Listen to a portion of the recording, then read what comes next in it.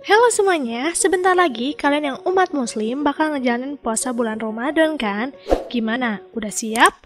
Pokoknya jangan khawatir, Masume Cerita akan menemani kalian kok. Kayak ngabuburit bareng lah ya, biar gak kerasa laparnya. Kali ini Masume Cerita bakal bahas anime yang berjudul Handakeng.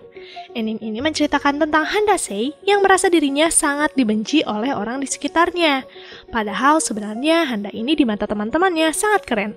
Dia bahkan didewakan oleh beberapa orang saking kerennya Handa ini.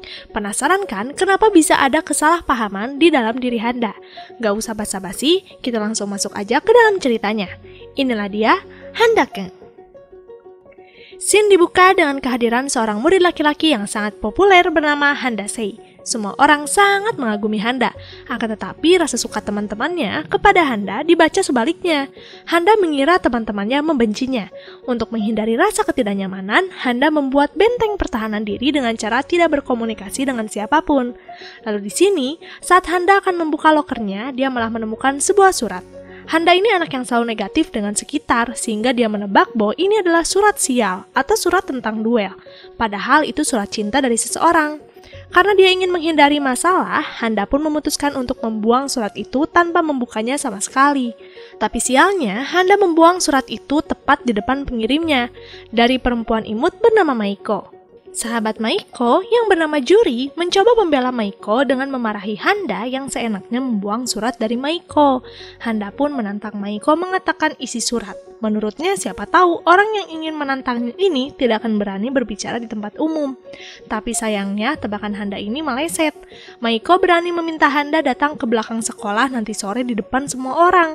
Sejak kalimat itu dikatakan, Handa jadi semakin bingung. Dia menebak berbagai macam kemungkinan. Bisa saja dia akan ditindas oleh seluruh murid perempuan atau ditindas oleh sekelompok berandalan sekolah yang merasa Handa merebut Maiko. Kegundahan Handa ini bahkan berlanjut sampai di jam pelajaran. Untuk segera mengakhiri rasa takutnya, Handa ingin berbicara dengan Maiko sebelum pulang sekolah. Tapi sayangnya Handa tidak tahu nama Maiko. Karena kebetulan Handa sekelas dengan Juri, dia pun berencana meminta Juri memberitahu nama Maiko. Saking fokusnya membuat surat, Handa dimarahi guru karena tidak fokus sehingga dia diminta mengerjakan soal di papan tulis dan Handa malah menggunakan tinta. Setelah kehebohan di kelas, Handa kembali mencari cara meminta tolong Juri kalau dia ingin tahu nama Maiko. Tatapan Handa kepada Juri diartikan lain oleh Juri. Dia merasa Handa mempunyai perasaan juga kepadanya. Ditambah saat Handa memberikan surat. Handa ini pecinta kaligrafi, sehingga dia memberikan surat itu dengan tulisan kaligrafi.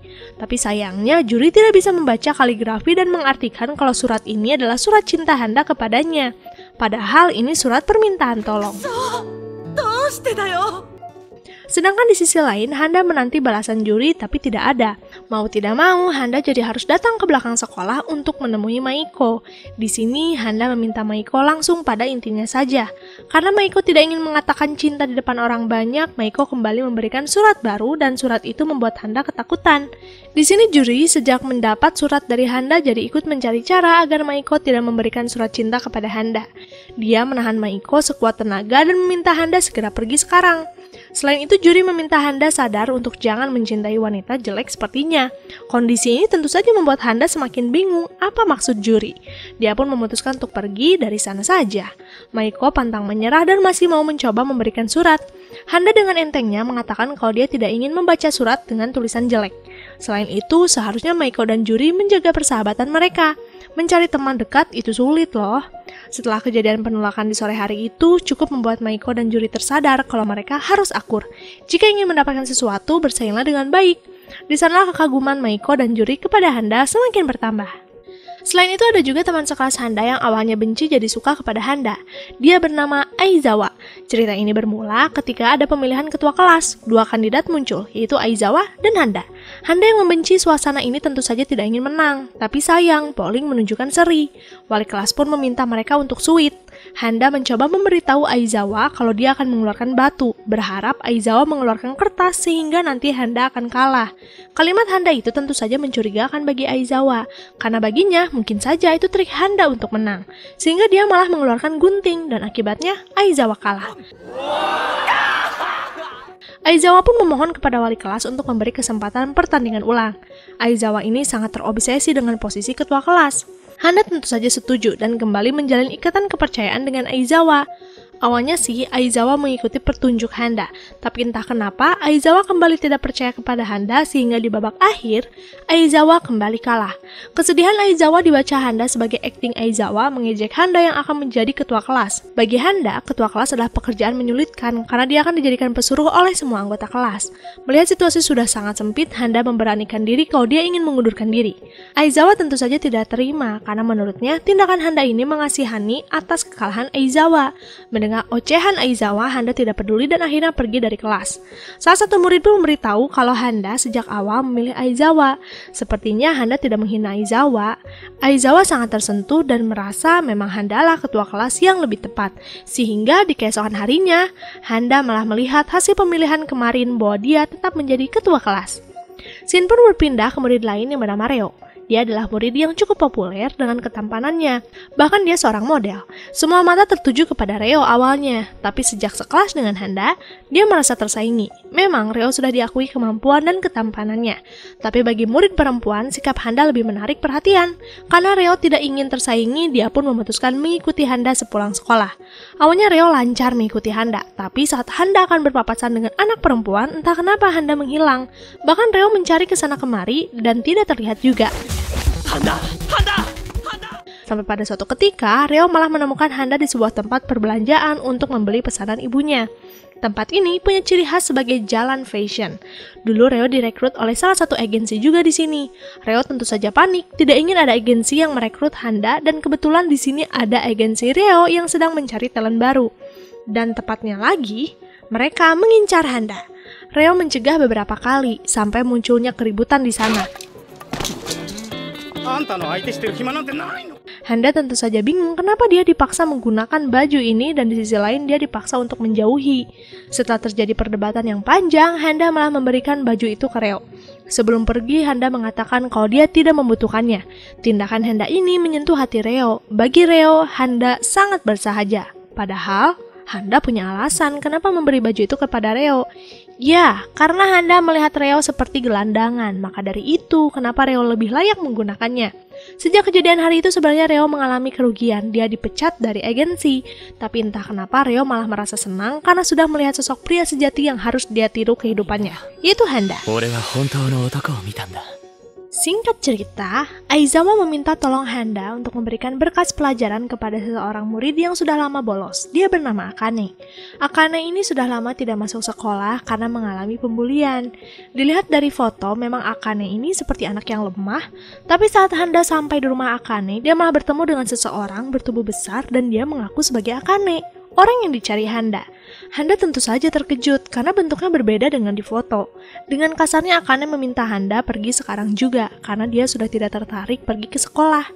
Akane pun kembali teringat dengan kejadian masa lalu. Awal mula dia menjadi korban bullying. Penampilannya yang lembut dan terlihat seperti perempuan ternyata tidak disukai anak laki-laki, bahkan anak perempuan juga. Pembulian itu dia terima selama 1 tahun dan sejak saat itu dia merasa tidak sanggup. Saat Akane mengurung diri, tidak disangka-sangka muncul iklan alat peraga yang bisa menambahkan massa ototnya dan ternyata dalam 1 tahun Akane berubah jadi laki-laki pemberani dan kuat. Mudah sekali ya. Bagi Handa, cerita Akane ini sulit dipercaya sehingga dia tidak mau memperpanjang waktu dan langsung menyodorkan berkas. Handa benar-benar ingin segera pulang. Seperti biasa, gelagat Handa dibaca berbeda oleh orang lain. Akane membacanya sebagai sebuah ancaman, menganggap Handa sedang mengajak berduel. Saking kuatnya aura negatif Handa, Akane selalu menghindar ketika Handa bergerak. Saat Handa menyerap apa yang terjadi, tiba-tiba muncul segerombolan preman yang ingin balas dendam kepada Akane. Karena tugas Handa adalah memberikan berkas saja, dengan santai Handa berjalan ke tengah lingkaran dan memberikan berkas itu. Bagi Akane, Handa sedang menawarkan diri untuk membantu melawan preman. Pada saat Akane sibuk berkelahi, Handa malah pulang. Para preman itu tidak menahan Handa karena mereka tahu Handa adalah pribadi misterius yang menurut mereka mengerikan. Di luar sana bertebaran berita yang menceritakan keganasan Handa.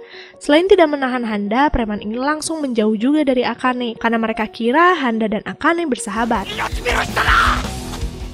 Setelah para preman itu pergi, Akane baru membuka amplop dan di sana ada tulisan "Kembalilah sekolah". Pesan itu membuat Akane terharu dengan tindakan Handa. Padahal kan itu pesan dari Aizawa. Dari hari itu akhirnya Akane benar-benar memutuskan kembali ke sekolah. Dia berjanji akan melindungi Handa dari siapapun. Seperti biasa, mata berbinar Akane diartikan berbeda oleh Handa dan itu cukup membuatnya ketakutan. Dari sekian banyak teman sekolah Handa, hampir semuanya bersikap aneh, tapi ternyata masih ada teman sekelas Handa yang bersikap normal. Dia bernama Kondo Yukio.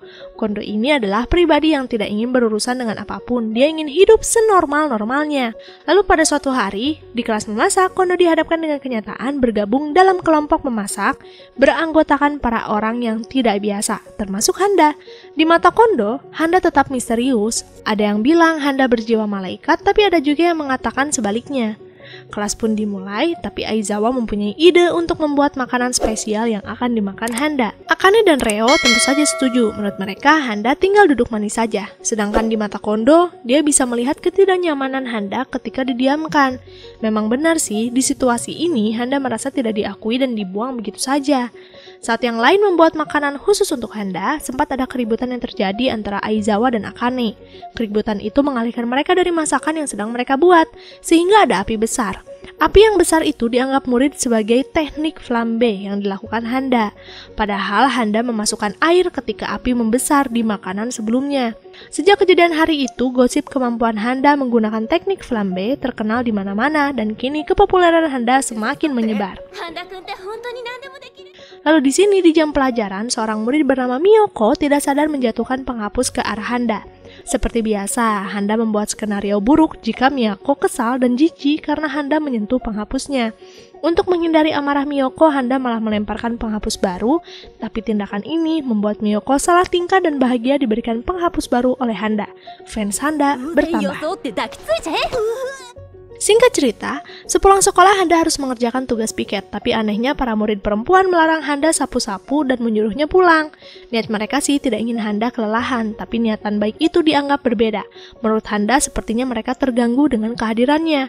Kegundahan dalam hati ini dicurahkan kepada sahabat satu-satunya Handa yang bernama Kawafuji. Kawafuji ini berbanding terbalik dari Handa. Dia cukup memiliki banyak teman dan dia percaya diri.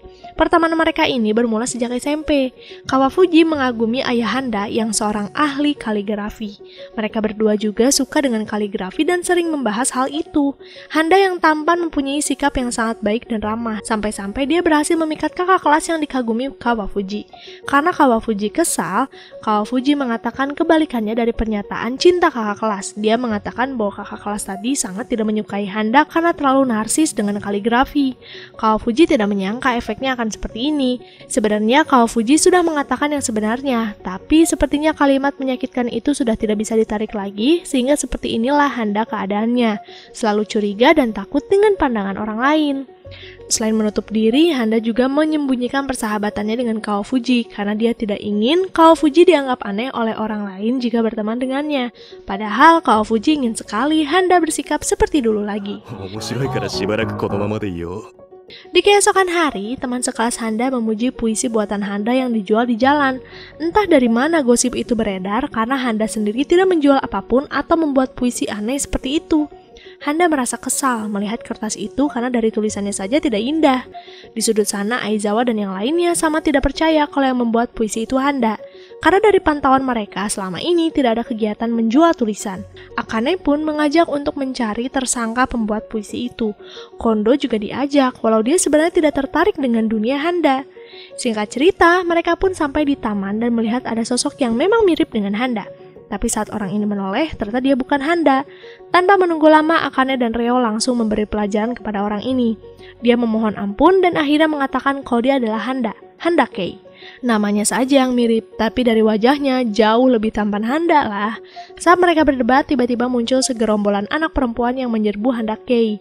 Awalnya Handa Kei senang punya banyak penggemar, tapi di tengah euforia, entah kenapa Handa Kei merasa tidak mampu menjadi Handa lagi, sehingga dia pun membuka identitasnya kepada mereka dan akibatnya dia ditinggal begitu saja.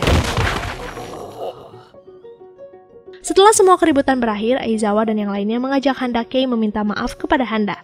Tapi saat masuk ke kelas, Handa ternyata sudah pulang. Hanya ada tulisan saja di atas kertas yang dibuat Handake. Dengan pesan, jika ingin meniru, lakukanlah dengan baik. Tulisan itu ternyata berhasil menyentuh Handake. Sehingga di keesokan harinya dia menggunakan kawat gigi, dia akan meniru Handa lebih baik lagi. Selain gosip peniru Handa, Handa pun mengalami gelombang gosip baru. Tersebar foto Handa di depan sekolah dengan seorang perempuan. Sejak hari itu menyebar gosip bahwa Handa punya pacar. Para murid perempuan tentu saja kesal dan kecewa Handa mempunyai pacar. Bahkan ada yang menuliskan kata mati di meja Handa.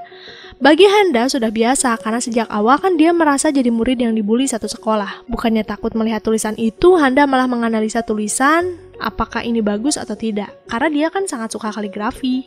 Aizawa dan yang lainnya menginvestigasi siapa penulis ini. Saat sedang memeriksa, tiba-tiba terdengar keributan di luar. Katanya ada yang mau bunuh diri dan ternyata dia adalah Miyoko. Di sana Miyoko mengutarakan kekecewaannya kepada Handa yang sudah melukai hatinya karena menjalin cinta dengan wanita lain. Itulah alasannya mencoret meja Handa. Miyoko yang hidupnya berubah sejak diberikan penghapus oleh Handa, ingin adanya tanggung jawab dari Handa. Menurutnya, bagaimana bisa Handa menghancurkan cintanya dengan punya pacar? Saat Miyoko mengoceh di atas sana, terlihat Handa melewat di belakang Miyoko. Dia berniat untuk menukar meja. Saat akan menukar meja, Handa sempat berbicara bahwa dia sudah menganggap spesial dan tidak akan menggantikannya, karena tidak akan ada yang cocok. Maksud Handa sih kepada meja ini, tapi Miyoko menangkap bahwa pesan itu untuknya. Miyoko dengan berkaca-kaca akhirnya mengurungkan niatnya untuk melompat. Miyoko akan mengikhlaskan Handa dengan menghapus tulisannya. Awalnya sih kuat, tapi entah kenapa Miyoko kembali tidak sanggup dan dia menangis di tempat cuci tangan. Saat sedang menangis kencang, seseorang mendekat dan dia adalah perempuan yang digosipkan pacar Handa. Perempuan ini pun bertanya kepada Miyoko di mana letak ruang guru, dan di sini terungkap kalau perempuan ini adalah ibu Handa. Sejak hari itu, kekecewaan anak perempuan satu sekolah pun hilang kepada Handa. Lalu di sini, setelah pertemuan orang tua, Handa mendapat masukan wali kelas untuk mau berkomunikasi dengan teman sekelas. Ibu Handa pun setuju akan hal itu. Karena Handa ingin membanggakan ibunya, mau tidak mau Handa mencoba berkomunikasi dengan beberapa teman. Tapi seperti biasa, selalu ada miskomunikasi antar mereka. Hingga pada akhirnya Handa kewalahan. Saat Handa berkonsentrasi mencari jalan keluar, dia tidak sadar teman sekelasnya sudah tidak ada di sana.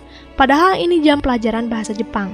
Handa kembali merasa diacuhkan, tapi tiba-tiba datang Kondo. Di sana Kondo menebak Handa tidak tahu kalau kelas dipindah ke ruangan lain. Kondo tidak mengajak dan diam saja karena dia masih gugup berbicara dengan Handa. Tapi di belakang sana Handa mengikutinya dan terpikirkan untuk mengajak berkomunikasi dengan Kondo. Entah kenapa, kali ini Handa berhasil berkomunikasi dengan Kondo karena hanya Kondo lah yang merespon dengan normal. Kemajuan ini sangat membanggakan bagi Handa. Dia bahkan bercerita kepada ibunya walau ekspresi ibunya ini selalu datar dan lembut. Wah, akhirnya Handa menemukan teman ngobrol yang agak normal ya. Bagaimana nih kelanjutannya? Kalian penasaran kan? Nanti kita bahas aja di part 2. Jamatane, arigato gozaimasu.